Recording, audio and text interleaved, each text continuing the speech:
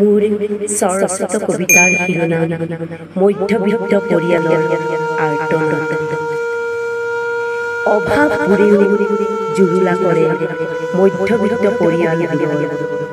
ধনী দুখীয়াৰ মাজত থাকি মধ্যবিত্তৰ স্থান লৈ আকাশৰ বুকুত ওলমি থাকিবলগীয়া হয় আশাবোৰ বুকুত বান্ধি। অভাৱবোৰৰ বাবেইতো কেতিয়াবা বিষাদেৰে ভৰি পৰে হাঁহি থকা মুখখনি।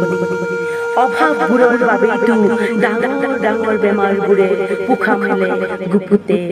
শেষত মৃত্যুৰ লগত যুঁজি যুঁজি বিদায় মাগিব লগা হয় হাঁহি হাঁহি। ভিক্ষাটো মাগিব নোৱাৰো কিয়নো সমাজত আছে আমাৰ মধ্যবিত্ত পৰিয়ালৰ চানেকি। কিছুমানে কয় দেউতাকে পেঞ্চন পায় 10,000 টকা আৰু আছে এখন 4-চকীয়া গাড়ী। সেই পুতেকে নাপায় চৰকাৰী সুবিধা।